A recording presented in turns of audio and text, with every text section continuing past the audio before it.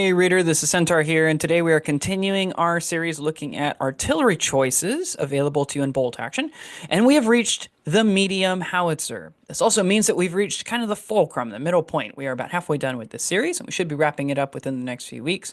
Today we're looking at the changes that happened to it in 3rd edition, which are actually more than meets the eye, because there's a combination of both changes to the actual weapon profile, as well as to hitting rules, wounding rules, cover saves, just a bunch of different things all kind of work together to change the way that the medium howitzer specifically ends up performing.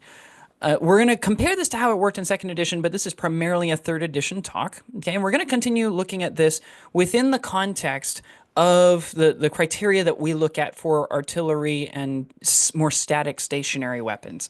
So we're going to be looking at range and rate of fire. We'll look at the opportunity cost. We'll look at pin generation potential as well as damage potential. We'll look at its ability to hold an objective, you should prioritize as your targets if you want to maximize your medium artillery, and then we'll look at some of the changes that I would recommend, okay? Suffice it to say, though, as the quick TLDR, medium howitzers have taken a beating in this edition. It doesn't mean that you shouldn't take them, but there's a very good argument for taking a lot of other stuff. So to start off with, in terms of range and rate of fire, not much has changed. In 2nd edition, it had a maximum range of 60 inches if you fired it direct, or you could fire it indirect for 30 to 72 inches. So it had a relatively long minimum range, far longer than any mortar, only slightly more, about 6 inches more than a light howitzer. But in general, it was pretty far. I mean, if you were going to indirect fire, you were going to fire kind of at an angle, diagonal across the board, and then that would give you the ability to reasonably hit targets without worrying about whether or not they were in range of you. But it also meant getting underneath of that indirect fire range was relatively easy to do, especially if you were firing at something on your same half of the board. In 3rd edition, it's basically the same. Still one attack, still a maximum of 60 inches for direct fire, but the indirect fire minimum range has increased to 36 inches. And we've seen this happen with all of the howitzers in 3rd edition. Their minimum range, all of them have increased by 6 inches. Mortars have remained the same, but for all of the howitzers, they've gone up. But other than that, maximum range still remains the same, and the maximum range is still plenty long enough for any board you're going to play on, right? Almost anywhere that you put it, even if you were firing at the direct opposite corner, you'll probably have a decent chance of getting close to hitting it, if not hitting it, from anywhere where you place the howitzer.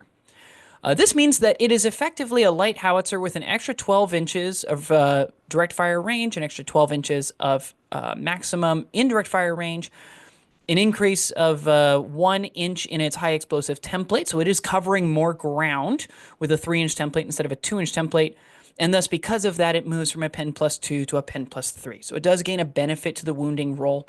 And in exchange for this, you're paying about 25 to 40 points, depending on whether or not you're paying for a gun shield, paying for a spotter, things like that. In terms of drawbacks, it does have the fixed special rule, okay? So it can only fire from the front and it can't move and shoot in the same turn. That's the important part, right? So you're going to be firing off of a 45-degree arc away from the breach on either side. So you have that front 90 degrees that you can work with. So you will potentially have to pivot it if things start trying to run around or move away from you, okay?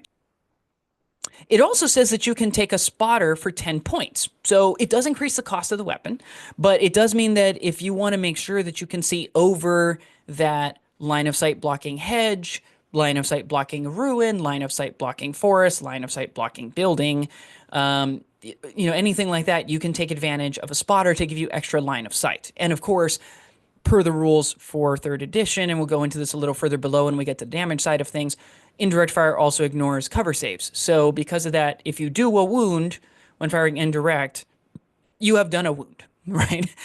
So in that sense, it's quite effective. On the whole, the platform doesn't look too bad, right? It seems to be a good long-range suppression fire weapon. You can dig people out if they've tried to dig in. All of that is good.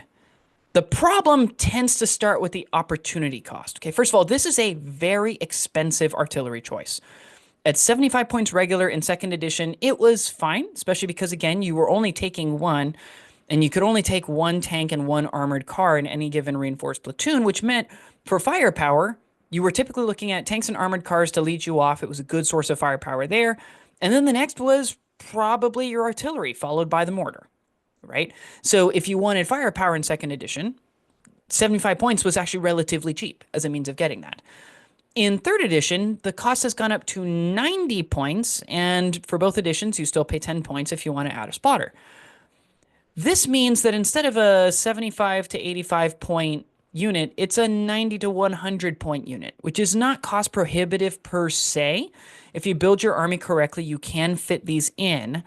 But considering that a lot of stuff has gotten harder for the medium howitzer to perform and to do its job, the fact that it costs more points is a bit tough, because you really don't want to be paying a whole lot of points for something that can't make it back. And to give you an idea of just by cost comparison of what this sits against, for the same 90 points regular, you could take 2 regular medium mortars, which, by the way, could also take spotters if you really needed them to take spotters. You can buy 2 regular light howitzers as long as they don't have a gun shield. And all of these have that indirect fire capability. All of these have a comparable number, more or less, of crewmen. You're sitting at 3 crewmen for each of these instead of 4. They all have pretty good firepower. They're all rocking a +2 to penetration on a 2-inch template. They are pretty similar. It's just that you're getting twice as many of them. So twice as many order dice, far more crew for the purposes of wounds that you can suffer, and more abilities to be able to remove units in different parts of the board than you would off of a single medium artillery. You do have 4 crew instead of 3. So that is in its favor, and you always have innate spotter access, which, for example, light howitzers do not always have. Some armies get access to spotters for light howitzers, some do not. So I'm not saying on an opportunity cost that there's no reason to take a medium howitzer. You just have to realize that you're investing a lot into this tool that could be invested elsewhere. In terms of pin generation, things also don't look that good. In second edition, because you started on 3s to hit, but you were probably getting closer to like 4 or 5s to hit, you were hitting roughly twice per game, and with D3 pins, you were doing about 4 pins per game, more or less. You might do more, you might do less, it all depends. If you were able to just fire direct at like 30 inches away, so you were just hitting on like 3s or something like that, catching people in the open, then you could generate a whole lot more than that.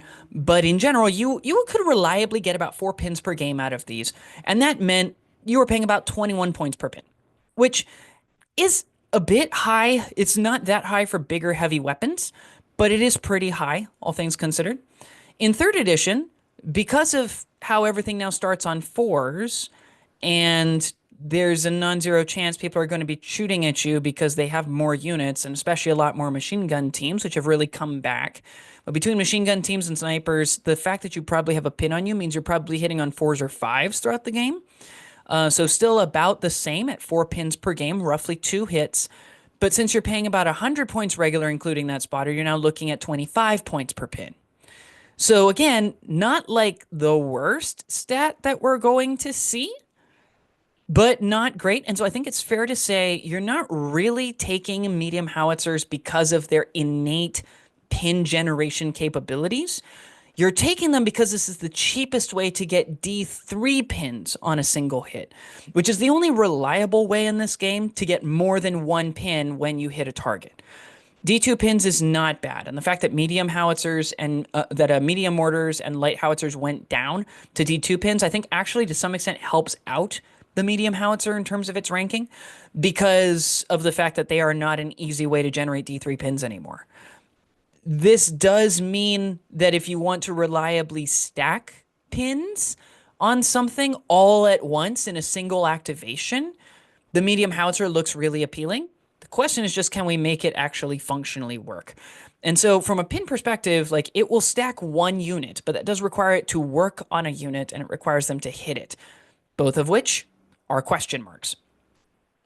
In terms of damage potential, things are interesting. I think that's the fairest way to put this. So it has the benefit, first of all, that with its +3 modifier, while that isn't particularly high, since it's high explosive damage, it doesn't -1 from its penetration when it's hitting a target that's at long range away from it, which is quite good because obviously your indirect fire would always be at a -1 penetration because it's always going to be at long range, right? So as a general rule, we don't minus the -1 to penetration. So it's always getting at least that pen plus 3.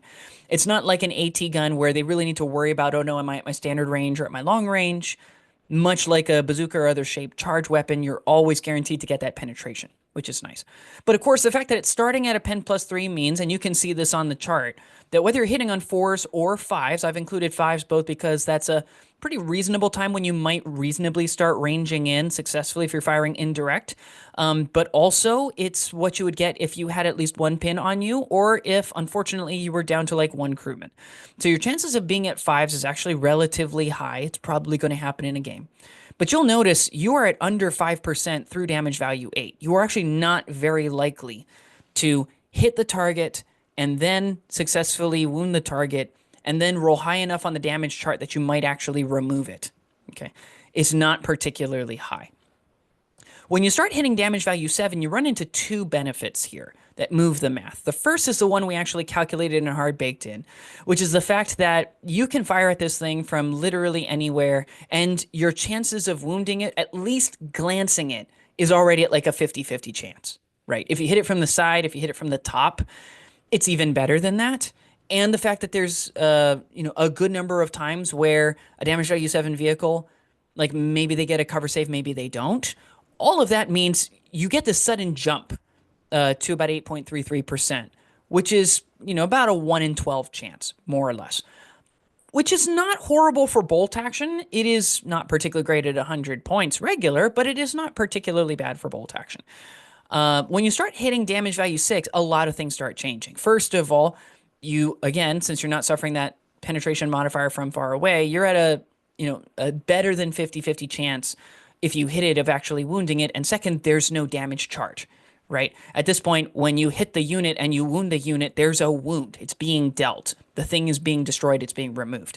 And that's very healthy. That's very good for your calculation. So you see a sudden jump again that moves into it because now instead of a 50-50 chance of destroying it, you're basically removing that 50-50 chance and almost everything else is staying the same.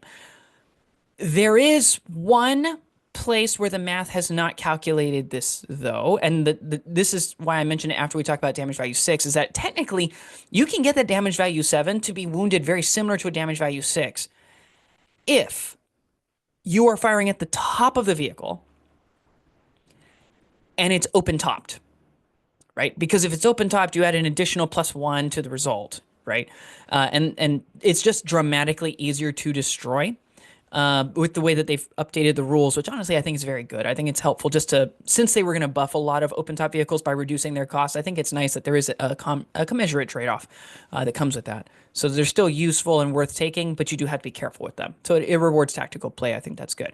But the result is that you see this increase around 7 and 6, but to some extent, they're basically around the same. It all depends on what you're shooting at, right? If you're shooting an open-topped vehicle, it's going to be a lot closer to that percentage that you see for damage value 6. If you're shooting at a little tankette or an armored car that's zipping around shooting at you with an autocannon or something like that, it's going to be closer to what you see there published for the damage value 7. I went with the lower stat because I think it's nice to set baselines for people that are reasonable. And if it happens to perform a lot better than that more consistently because they're always firing at open-top vehicles, fantastic. They have legitimate expectations, and then they're performing above expectations, which is good. When you start getting to damage value 5, a couple of things happen. First of all, you have a dramatic shift because of the fact that you're wounding on anything that's not a 1. The second reason why you see a dramatic shift is because anything that's damage value 5 or 4 is overwhelmingly infantry, because we haven't gotten any DV5, DV4 vehicles yet, which means your chances of getting more than 1 dice to wound goes up, right? You could hypothetically be hitting a 2-man squad that went down, so they have the number of hits and you're back down to 1 dice again. But there's a very high likelihood that if they have more than 1 model, that they're gonna all be within a 3-inch template. There are those niche cases, like they get fired at by something else, they start removing models that are in the middle, they haven't had a chance to get together in unit cohesion, you end up firing the 3-inch template at them, and you don't catch more than 1 model in there, hypothetically. But in general, it's gonna be, and you're gonna find that you're gonna hit more than 1, so your chances of at least dealing 1 wound goes up by a lot. And then when you get to damage value 4 and damage value 3, you'll notice that the math stays the same. And the reason why is because your chances to hit them are still the same, because there's no small team penalty or anything else like that. There's no better chance of wounding something if they're regular or inexperienced, but your pen plus 3 is becoming wasted on account of the fact that a 1 never works, right? So you still needed to get a 2s on a damage value 5. You still need to get 2s on damage value 4. You still need to get 2s on damage value 3. So the math stays the same. But you can tell from that where the medium artillery is supposed to excel is against infantry, right? And to be fair, historically, that's exactly what it did. and how it has been used even to this day on the modern battlefield, where we still use 105 millimeter howitzers. So on the whole, in terms of damage, it has a clear role. It is an anti-infantry headhunting weapon that can potentially do stuff to light armor. I think the other place where it really shines and where you are likely to use it, and this is not going to surprise anybody, is at holding objectives. And the reason why is because, first of all, it has 4 men, which means it is slightly better to stick around than basically every other unit we've looked at so far, right? I mean, every now and then you have a light howitzer crew that can take more than 3 guys on it, mostly for Japan, as well as for China. You tend to see them with China as well. But starting off with a baseline of 4 means you can take more wounds. And if you do put a gun shield on that howitzer, which you are not strictly required to do for most nations, you could, hypothetically, get built-in cover already pre-built into it. But obviously, depending on where an objective is placed, you might be able to take advantage of latent or natural cover that's in the area as well. If you take them regular, there's a reasonable chance that you'll be able to sustain wounds. You could potentially take them veteran. I'm going to be honest, though, that is an expensive proposition. I'm not sure that the math on opportunity cost for pins looks great if we end up bumping them up to veteran. They also do exceptional anti-infantry damage on ambush because, again, it's wound on 2s, right? So if you can ambush with it, and they pop around so they won't be in any form of cover, then suddenly direct firing on them on a 4+ is actually really effective, right? They're also really good at dealing with infantry. If you're doing indirect fire and the opponent is on the opposite side of the board and they're just staking an objective, so you know they're not going to move around a lot, they're going to stay right where they are, it can be quite good. Of course, the trick is just how quickly do you think you're going to range in.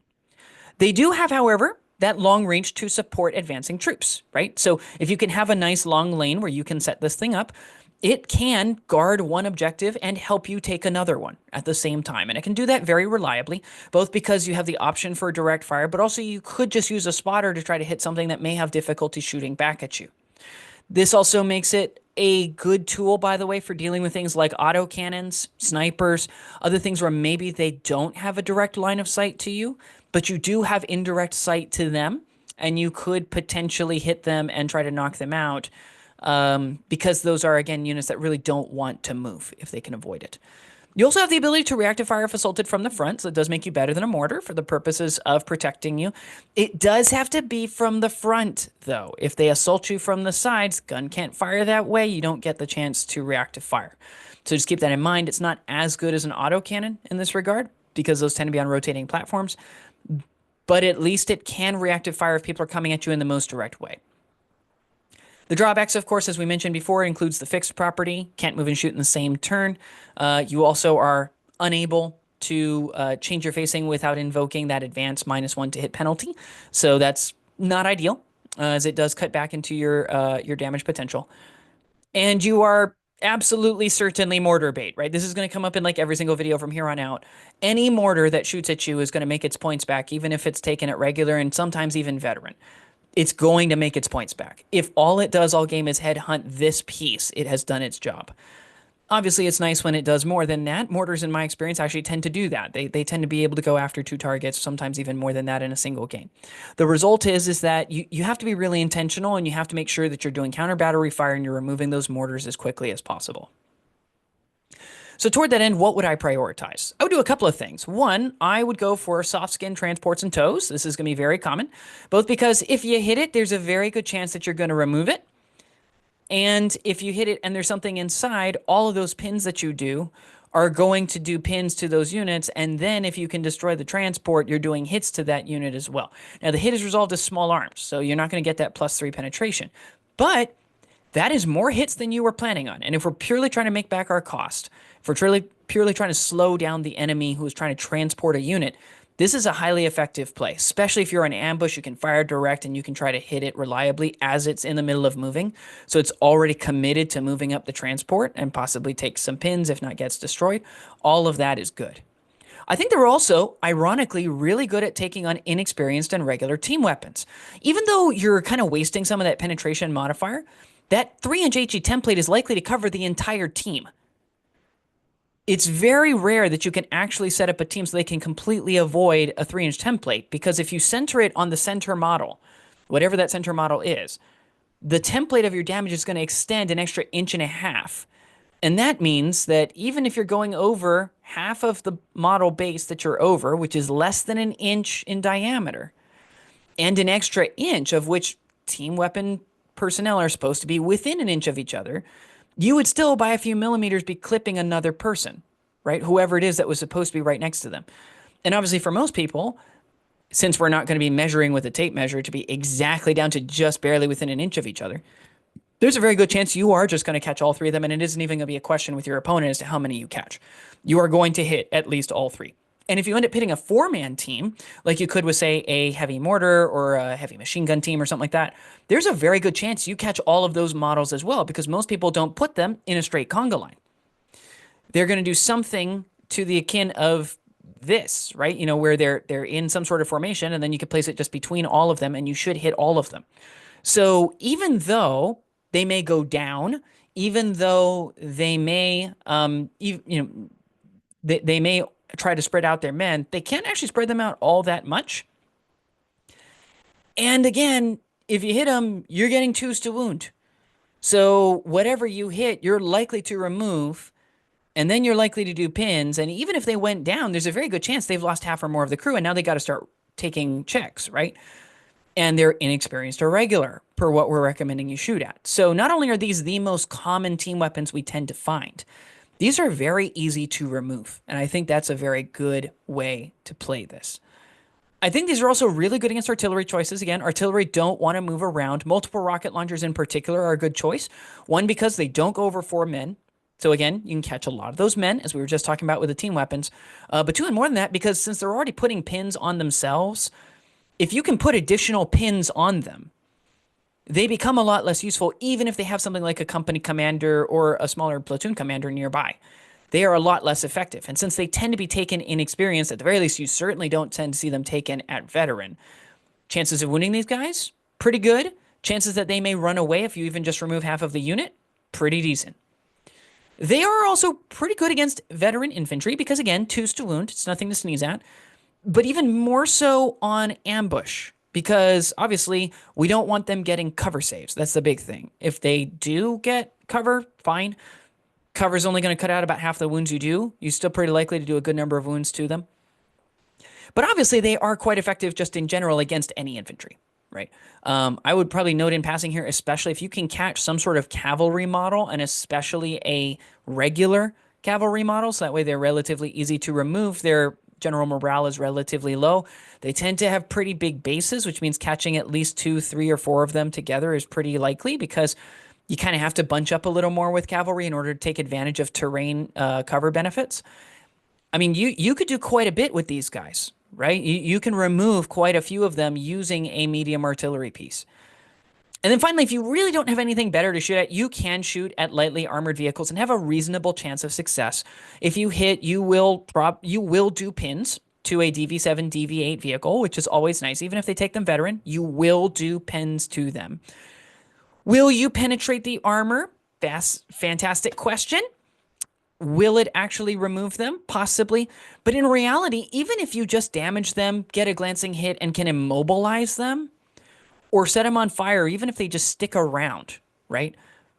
You've added so many pins, they're probably going to rally on the next turn, or they won't be able to move at all on the next turn, which really opens them up to indirect fire, either from the medium artillery or from your mortars, right? If you're taking mortars with them. And in either event, your chances of doing a lot of work on that armored vehicle, if not removing that armored vehicle, is actually pretty good. So at that point, maybe the howitzer's already done its job. It can move on to something else and just let some mortars finish it off.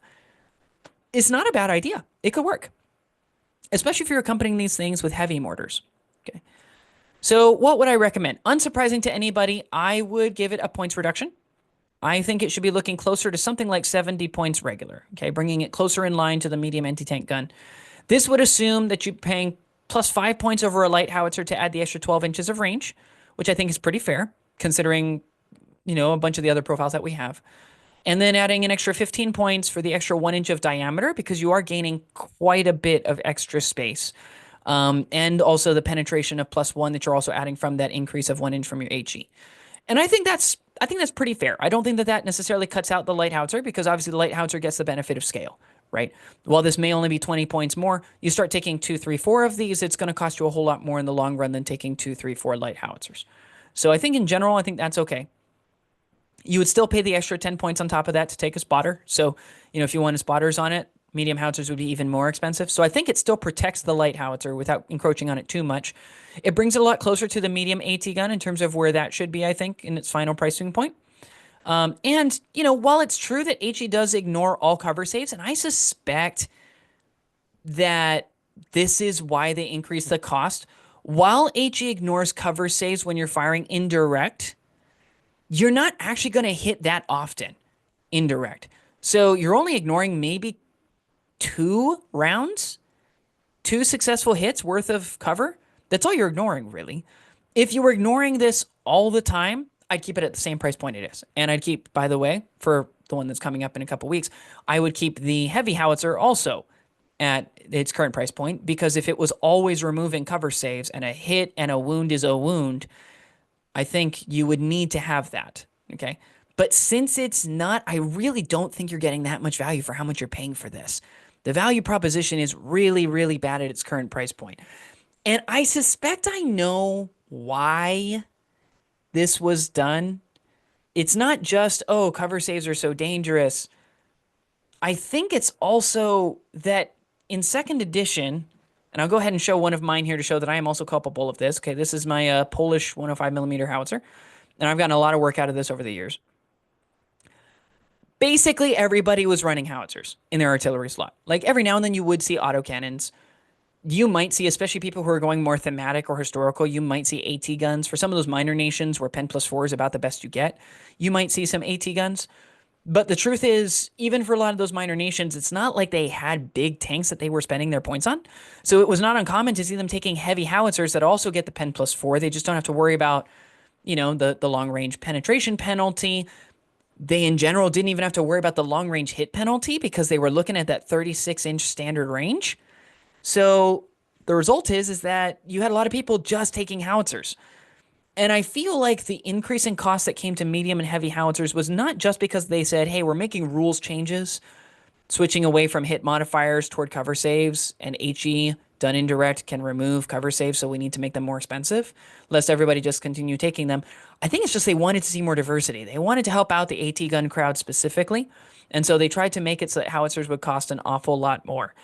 I think in general they were successful by adding the extra rule for anti-tank guns that even had they kept howitzers roughly comparable with their equivalent anti-tank guns, there would still be a good reason to take an AT gun because an AT gun hitting on a 3+ is probably worth the trade-off of not being able to fire indirect. And so because of the fact that HE doesn't always remove the penalty and they're more expensive, and it's not like they added extra crew or added extra resilience, it's not like they hit particularly well, I think we're going to start seeing the howitzer begin to drop. I don't think we're going to see it nearly as often as we did before. And I think the overwhelming number of guns that we're going to see are going to be light howitzers. Now, that's not particularly surprising, I guess, by comparison to 2E, because in second edition, so many people were playing British with the 25-pounder that we had a lot of people taking light howitzers as it is. But I think the percentage of armies that are going to be taking light howitzers is going to go up dramatically. It's not just going to be British light howitzers anymore. It's going to be everybody. Because if they wanted a howitzer, if they wanted a field gun, I don't think they want to pay the premium that comes with a medium or heavy howitzer in order to get it. And that's sad because I've always loved these guns. 105 and 155 millimeter guns have always been the ones that got my attention. They're cool. They're aesthetically pleasing. They were heavily used by most nations in the war.